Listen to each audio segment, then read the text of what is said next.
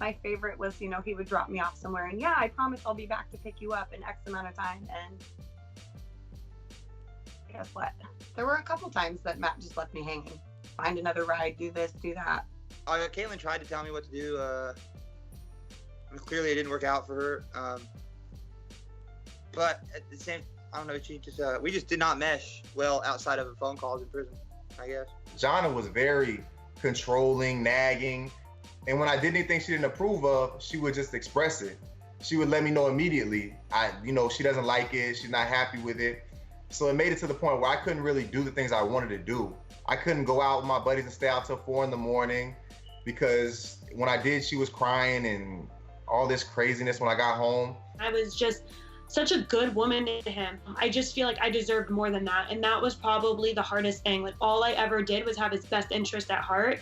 And maybe I came off as abrasive and he didn't like that, but I didn't do anything wrong. I just loved him and wanted him to be a civilized human.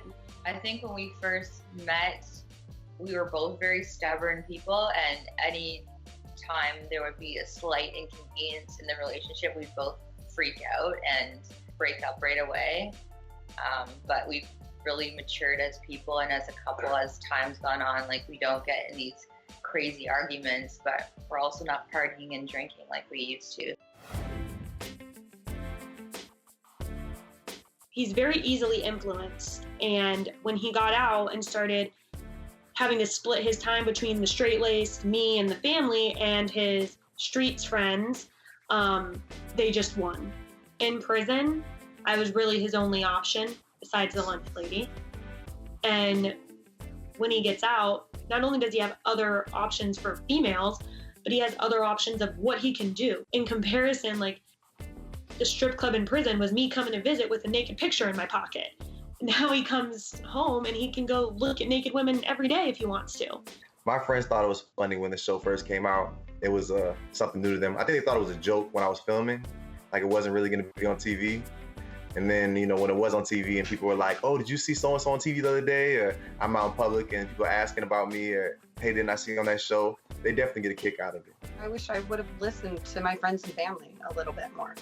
I feel like I lost a lot of relationships because I chose my relationship with Matt. He obviously wasn't as loyal as I had anticipated. And, I feel like a lot of other relationships suffered because of that. You gone for 10 years, man. That's a big commitment to stick around for 10 years, so you lose your friendship, you lose, it seems like when you go to prison, people forget you go, you're just kind of forgotten.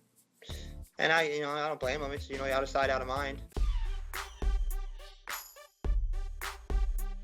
I don't use social media at all. I care less what anyone really has to say. It's a waste of my time and a waste of theirs, really, I think. I'm quite active on social media. I think the one positive thing about having it, you can show more aspects of your life, things you do, positive things, and I was happy to have a voice to show myself outside of what people saw on TV. Garrett's new girlfriend just called me a dumb cracker. She said that I got yeast infections. I don't really know what else, honestly. It wasn't anything too deep. It was very much just catty girl shit, and I don't need that Instagram drama with her. We've been broken up for almost 2 years. Let's all just move on. Jonna and Nelly, I'm sure, have got into it a handful of times, back and forth. Honestly, I have pretty much stay out of their arguments, and women are dramatic, and I let them deal with that.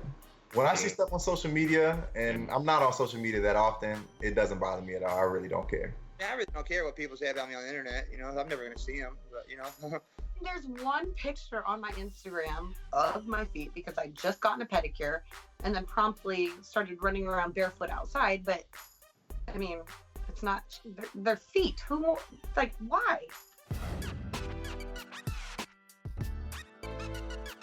I want a daughter or a son sometime in the next year or two. Nelly's definitely open-minded about having kids, but that is, I think, something that will make Nelly feel more secure in our relationship to the point of having children. She's mentioned before that we can have a child once we're married. So, if that's what needs to happen in order for us to have a child, like I said, in the next year or two, I'm willing to take that step. 5 to 10 years, I'd probably either be working for myself all the time, because I do have my own company, either that or be in the same industry, but not doing rebar. I'll pick something that's not so, I don't know, strenuous on your body. The way I operate out here normally is bad choice after bad choice after bad choice till I go to prison. I've never been compliant in probation before.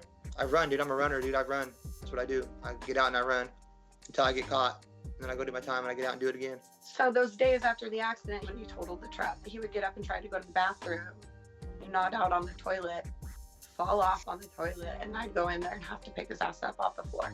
He's high all the time, and like, he's 29 years old and he has spent all of his adult life in and out. Don't buy the drug. Don't hang out with a friend that takes you to get high.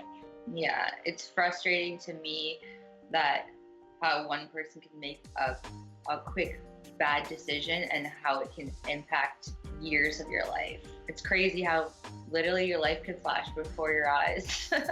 One thing I would do differently is, taking the route I did when I was young, getting in trouble and going to jail. And it definitely showed me that that's not a lifestyle I want to live, and that's not something I want to do. I don't want my kids to do that one day. That's definitely one of those things where I would have made different decisions. And the thought of going back to prison, it's like Groundhog's Day over and over and over and over and over. When you go to prison, your life stops and everyone keeps going. So, you lose relationships.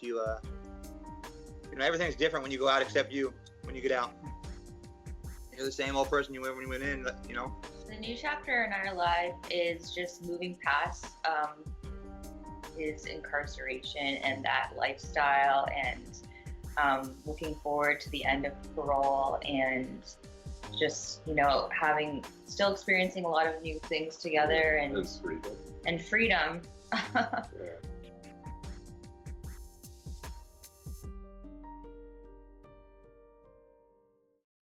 Love After Lockup fans, I see him, he's coming! the obsession's about to get deeper.